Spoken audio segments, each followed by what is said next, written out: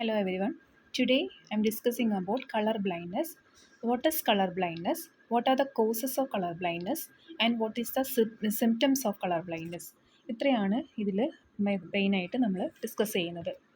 അപ്പം കളർ ബ്ലൈൻഡ്നെസ്സിന് നമുക്ക് കോമൺ ആയിട്ട് എല്ലാവരും പറയുന്നത് വിഷൻ ഡെഫിഷ്യൻസി അല്ലെ കളർ വിഷൻ ഡെഫിഷ്യൻസി അല്ലെങ്കിൽ കളർ വിഷൻ പ്രോബ്ലം എന്നാണ്. കാരണം കളേഴ്സിന് നമുക്ക് ഐഡൻറ്റിഫൈ ചെയ്യാൻ പറ്റില്ല, അതിലുള്ള ഒരു ഡിസ്ട്രപ്ഷനെയാണ് നമ്മൾ കളർ ബ്ലൈൻഡ്നെസ് എന്ന് പറയുന്നത്. ആക്ച്വലി ചില ആളുകൾക്ക് ഇത്തരത്തിൽ കളർ ബ്ലൈൻഡ്നെസ്സിൻ്റെ സിംറ്റംസ് കാണിക്കുന്ന ആളുകളിൽ കളേഴ്സ് ഏതൊക്കെ കളേഴ്സാണ് ബ്ലൂ, ഗ്രീൻ, റെഡ് പോലെയുള്ള കളേഴ്സ് ഐഡൻറ്റിഫൈ ചെയ്യാനുള്ളാവുന്ന ഒരു ട്രബിൾ, അതിനെയാണ് കളർ ബ്ലൈൻഡ്നെസ് എന്ന് പറയുന്നത്. ചില കേസസിൽ, റെയർ കേസസിൽ മാത്രം ഈ പേഴ്സൺസിന് എന്ത് ചെയ്യാൻ പറ്റില്ല, ഒരു കളർ പോലും ഐഡൻറ്റിഫൈ ചെയ്യാൻ പറ്റില്ല.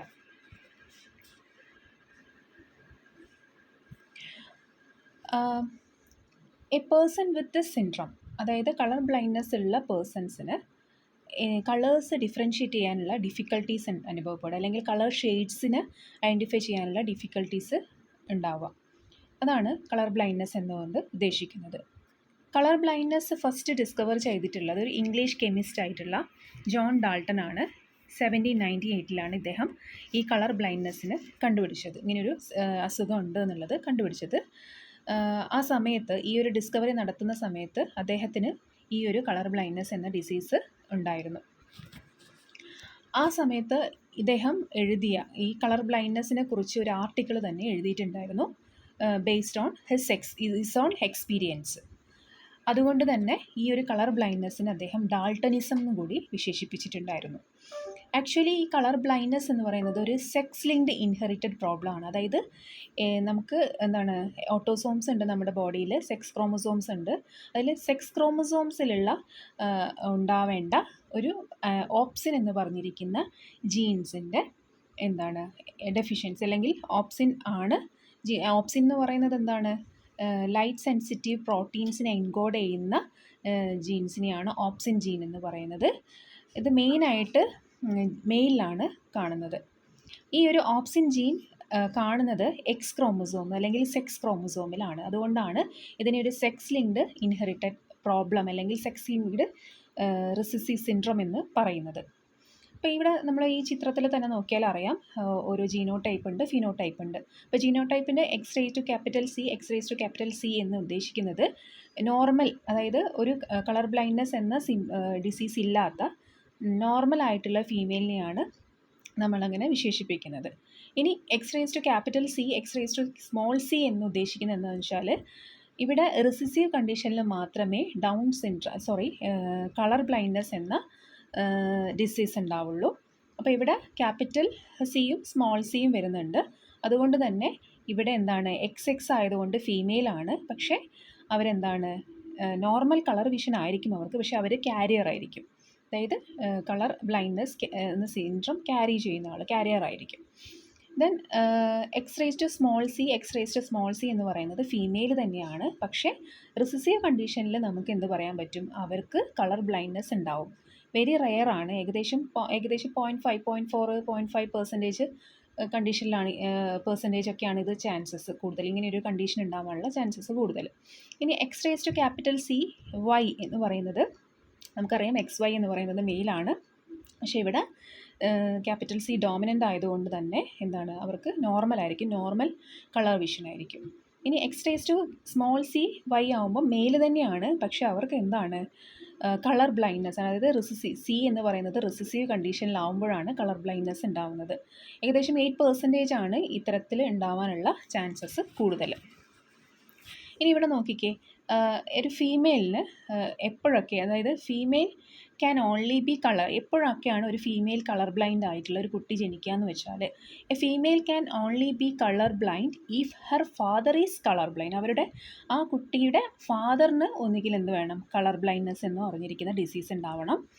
പക്ഷേ ആ ഒരു കണ്ടീഷനിലും പിന്നെയോ her mother is either A carrier or A colour blind. അവരുടെ മദർ അതായത് ആ കുട്ടിയുടെ അമ്മയ്ക്ക് ഒന്നുകിൽ കളർ ബ്ലൈൻഡ്നെസ് കാരിയർ ആയിരിക്കണം, അല്ലെങ്കിൽ കളർ ബ്ലൈൻഡ്നെസ് എന്ന് പറഞ്ഞിരിക്കുന്ന ഡിസീസ് ഉണ്ടായിരിക്കണം.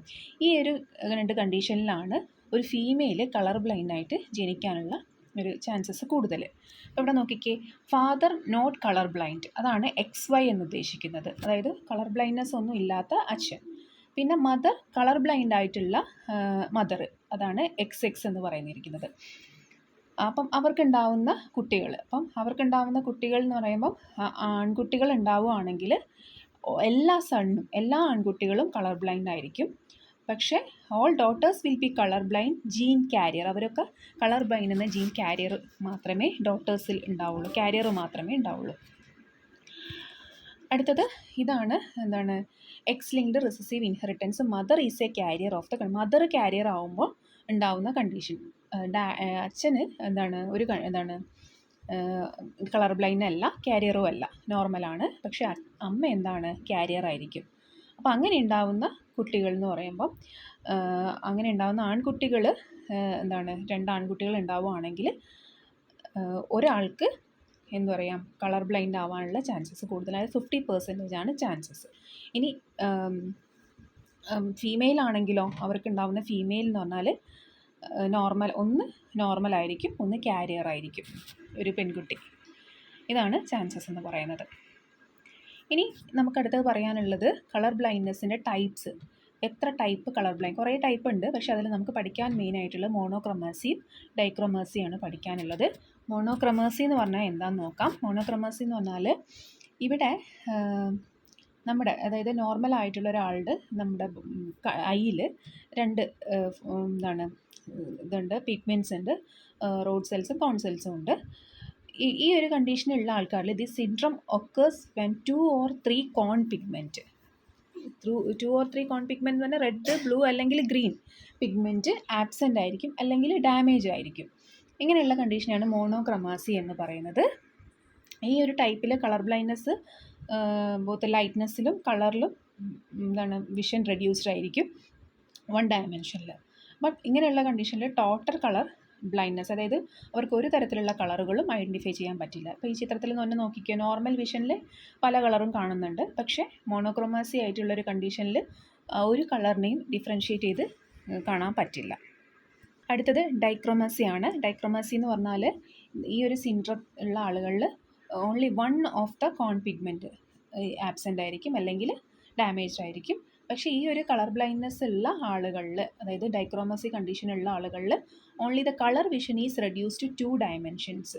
This result in partial colour, അതായത് കംപ്ലീറ്റ് കളർ ഐഡൻറ്റിഫൈ ചെയ്യാൻ പറ്റാത്ത അവസ്ഥയിലേക്കല്ല പോവുക. ചില കളറുകൾ എന്ത് ചെയ്യാൻ പറ്റും, ഐഡൻറ്റിഫൈ ചെയ്യാൻ പറ്റും. അതാണ് പാർഷ്യൽ കളർ ബ്ലൈൻഡ്നെസ് എന്ന് ഉദ്ദേശിക്കുന്നത്. അത് ഡൈക്രോമസി എന്നുള്ള കണ്ടീഷനിലാണ് വരുന്നത്. ഇനി അടുത്തത് കോസസ് ഓഫ് കളർ ബ്ലൈൻഡ്നെസ്. എന്താണ് ഇതിൻ്റെ ഒരു കാരണം എന്ന് പറയുന്നത്. അപ്പോൾ കോസസ് ഓഫ് കളർ ബ്ലൈൻഡ്നെസ് എന്ന് പറഞ്ഞാൽ മെയിനായിട്ട് ഒരു ഹെൽത്തി ആയിട്ടുള്ള ഹ്യൂമൻ ബീയിങ്സിൻ്റെ ഐയുടെ റെറ്റിനയിൽ 2 ടൈപ്പ് ലൈറ്റ് സെൻസിറ്റീവ് സെൽസുകളാണ് കാണുന്നത്, റോഡ് സെൽസും കോൺ സെൽസും. ഈ റോഡ് സെൽസും എന്ന് പറയുന്നത് are for low light, cone cells are for normal and bright light എന്നാണ് പറയുന്നത്. അത് കോൺ സെൽസ് ആണ് responsible for colour vision. Colour blindness ഉള്ള ആളിൽ ഈ 2 ലൈറ്റ് സെൻസിറ്റീവ് സെൽസും എന്ത് ചെയ്യുന്നില്ല, ഫങ്ഷൻ ചെയ്യുന്നില്ല. They fail to perform. കുറേ ഫാക്ടേഴ്സ് ഉണ്ട് ഇതിന്. മെയിനായിട്ടുള്ള ഫാക്ടേഴ്സ് എന്ന് പറയുന്നത് ഒരു പേഴ്സണിൽ കളർ വിഷൻ പ്രോബ്ലം ഉണ്ടാവാനുള്ള റീസൺ എന്താണെന്ന് വെച്ചാൽ, ഒന്നുകിൽ അവരുടെ നെർവ് സെൽസ് അല്ലെങ്കിൽ ബ്രെയിനിലേക്കുള്ള നെർവ് സെൽസിലും ഡാമേജ് ഉണ്ടാവുക, അല്ലെങ്കിൽ എന്തെങ്കിലും തരത്തിലുള്ള ജനറ്റിക് ഡിസോർഡേഴ്സ് ഉണ്ടാവുക, അല്ലെങ്കിൽ ഏതെങ്കിലും ഡ്രഗ് കഴിക്കുമ്പോൾ ഉണ്ടാകുന്ന സൈഡ് എഫക്റ്റ്, അല്ലെങ്കിൽ അമിതമായിട്ട് ടൊബാക്കോയും ആൽക്കഹോളും യൂസ് ചെയ്യുമ്പോഴൊക്കെയാണ് കളർ ബ്ലൈൻഡ്നെസ് ഉണ്ടാവുന്നത്. ഇനി കളർ ബ്ലൈൻഡ്നെസ്സിൻ്റെ സിംറ്റംസ് ആണ്. ഇവിടെ കണ്ടില്ലേ ചിത്രം, വാട്ട് മോസ്റ്റ് പീപ്പിൾ, അതായത് നമ്മളെല്ലാം കാണുന്ന പോലെയുള്ള ഒരു ചിത്രമുണ്ട്, ഒരു കളർ ബ്ലൈൻഡ് ആയിട്ടുള്ള ഒരാൾ കാണുന്ന ഇമേജും ഉണ്ട്. അപ്പം നമുക്ക് ഇവിടെ ഓറഞ്ച് കളറും ഗ്രീൻ കളറും ഡിഫറൻഷ്യേറ്റ് ചെയ്ത് കാണാൻ പറ്റുന്നുണ്ട്. പക്ഷേ കളർ ബ്ലൈൻഡ് ആയിട്ടുള്ള ഒരാളിൽ അങ്ങനെ ഡിഫറൻഷ്യേറ്റ് ചെയ്യാൻ പറ്റില്ല, അവർക്കെല്ലാം ഒരേ കളറായിട്ടാണ് കാണാൻ പറ്റുന്നത്. ഇനി സിംറ്റംസ് ഓഫ് കളർ ബ്ലൈൻഡ്നെസ്, എന്തൊക്കെ സിംറ്റംസ് ആണ് ഈ കളർ ബ്ലൈൻഡ് ആയിട്ടുള്ള ആൾക്കാർ കാണിക്കുകയെന്ന് വെച്ചാൽ, പെട്ടെന്ന്, അതായത് റാപ്പിഡ് ആയിട്ട് ഐ മൂവ്മെൻറ്റ്, പെട്ടെന്ന് ആയി മൂവ് ചെയ്യുക, അതായത് കണ്ണ് തുറക്കുകയും അടയ്ക്കുകയും ചെയ്യുക ഒരു ഗ്യാപ്പില്ലാതെ. പിന്നെ ബ്രൈറ്റ് ലൈറ്റിനോട് സെൻസിറ്റിവിറ്റി ഉണ്ടാവുക. പിന്നെ ഏതെങ്കിലും കളേഴ്സ് കാണുമ്പോൾ അതിൽ ബ്രൈറ്റ് ആയിട്ടുള്ള കളേഴ്സ് കാണുമ്പോൾ എന്തെങ്കിലും ട്രബിൾ അനുഭവപ്പെടുക, അല്ലെങ്കിലോ കളർ ഷെയ്ഡ്സ് ഐഡൻറ്റിഫൈ ചെയ്യാൻ പറ്റാതെ വരിക. ഇങ്ങനെയുള്ള കണ്ടീഷൻ, ഇങ്ങനെയൊക്കെ സിംറ്റംസ് ആണ് കളർ ബ്ലൈൻഡ് ആയിട്ടുള്ള ഒരാൾ കാണിക്കുന്നത്. ഇനി ഡയഗ്നോസിസ് ഓഫ് കളർ ബ്ലൈൻഡ്നെസ്, നമുക്ക് എങ്ങനെ ഇതിനെ ഡയഗ്നോസ് ചെയ്യാൻ നോക്കാം. അതായത് കുറേ ടെസ്റ്റ് അവൈലബിൾ ആണ് ഇത് ഡയഗ്നോസ് ചെയ്യാൻ വേണ്ടിയിട്ട്. കളർ വിഷൻ്റെ ഡെഫിഷ്യൻസി എത്രത്തോളം ഉണ്ട്, അതായത് എത്രത്തോളം ആളുകളിൽ ആ കളർ ബ്ലൈൻഡ് ആയിട്ടുണ്ടെന്ന് എങ്ങനെയാണ് നമുക്ക് കണ്ടുപിടിക്കാൻ പറ്റുമെന്ന് വെച്ചാൽ 2 തരം ടെസ്റ്റാണ് പറയുന്നത്. ഒന്ന് ഇഷിഹാര പ്ലേറ്റ് ടെസ്റ്റും രണ്ടാമത്തത് സ്ക്രീനിങ് ടെസ്റ്റും. ഇനി ഇഷിഹാര പ്ലേറ്റ് ടെസ്റ്റ് എന്ന് പറയുന്നത് ഏറ്റവും കോമൺ ആയിട്ട് യൂസ് ചെയ്യുന്നൊരു റൊട്ടീൻ കളർ വിഷൻ സ്ക്രീനിങ്ങിനെയാണ് ഇഷിഹാര പ്ലേറ്റ് ടെസ്റ്റ് എന്ന് പറയുന്നത്. എല്ലാ ഐ ക്ലിനിക്കിലും സ്കൂളുകളൊക്കെ അവൈലബിൾ ആണ്. ഏകദേശം ഒരു ടോട്ടൽ ഒരു 38 പ്ലേറ്റ്സ് ഓഫ് സർക്കിൾസ് ഉണ്ടാവും ആ ഒരു സ്ക്രീനിൽ. അത് ഇറഗുലർ ആയിട്ട് കളേർഡ് ആയിട്ടുള്ള ഡോട്ട് ആണ് അതിൽ മെയിനായിട്ട് എന്താണ് ഒന്നോ രണ്ടോ അല്ലെങ്കിൽ രണ്ടോ മൂന്നോ അതിൽ കൂടുതലോ കളേഴ്സിൻ്റെ ഡോട്ടുകളായിട്ടാണ് കാണുന്നത്. ഈ ഒരു ഡയഗ്നോസിസിൽ പേഷ്യൻസിനോട് നമുക്ക് എന്ത് ചെയ്യാൻ പറ്റും, ഐഡൻറ്റിഫൈ ചെയ്യാൻ പറ്റും. ആ ഒരു കളേർഡ് ആയിട്ടുള്ള ഡോട്ടിനുള്ളിൽ ഒരു നമ്പർ ഹൈഡ് ചെയ്ത് വെച്ചിട്ടുണ്ടാവും. ആ നമ്പേഴ്സ് അവർക്ക് വായിക്കാൻ പറ്റുന്നുണ്ടോ എന്നുള്ളത്, അല്ലെങ്കിൽ ഐഡൻറ്റിഫൈ ചെയ്യാൻ പറ്റുന്നുണ്ടോ എന്നുള്ളത് ഡോക്ടേഴ്സിന് ചോദിക്കാവുന്നതാണ്. അപ്പോൾ അത് പറ്റുന്നില്ല എങ്കിൽ അത് അവർക്ക് എന്തെങ്കിലും തരത്തിലുള്ള ബുദ്ധിമുട്ടുകളുണ്ട് എന്ന് മനസ്സിലാക്കാൻ പറ്റും. ഇനി അടുത്തത് സ്ക്രീനിങ് ടെസ്റ്റ്. അതായത് എന്താണ് സ്ക്രീൻ ചെയ്യുക, അതായത് ഏത് കളർ ബ്ലൈൻഡ്നെസ് ആണ് ഇവർക്കുള്ളത്, ഏത് ടൈപ്പാണ്, അതിൻ്റെ സിവിയാരിറ്റി എത്രയാണെന്നുള്ളത് നോക്കിയിട്ട് സ്ക്രീൻ ചെയ്യുക. ഇതാണ് സ്ക്രീനിങ് ടെസ്റ്റിൽ പറയുന്നത്. ഇനി ട്രീറ്റ്മെൻറ്റ് ഫോർ കളർ ബ്ലൈൻഡ്നെസ്, എന്തൊക്കെ ട്രീറ്റ്മെൻ്റ് ആണെന്ന് നമുക്ക് നോക്കാം. ട്രീറ്റ്മെൻറ്റിൽ പറയുകയാണെങ്കിൽ ഇവിടെ ട്രീറ്റ്മെൻ്റ് ഒന്നും അവൈലബിൾ അല്ല. ഫോട്ടോഗ്രാഫിക് ഫ്രെയിംസോ അല്ലെങ്കിൽ ഫിൽറ്റേഴ്സോ അല്ലെങ്കിൽ ഐ ഗ്ലാസസോ യൂസ് ചെയ്യാം. ഡയമെൻഷൻസ് ഇമ്പ്രൂവ് ചെയ്യാൻ വേണ്ടിയിട്ട്, കളേഴ്സിൻ്റെ ഡയമെൻഷൻസ് ഇമ്പ്രൂവ് ചെയ്യാൻ വേണ്ടിയിട്ട് പ്രോപ്പറായിട്ടുള്ളൊരു ബാലൻസ്ഡ് ഡയറ്റ് ഫോളോ ചെയ്യുക.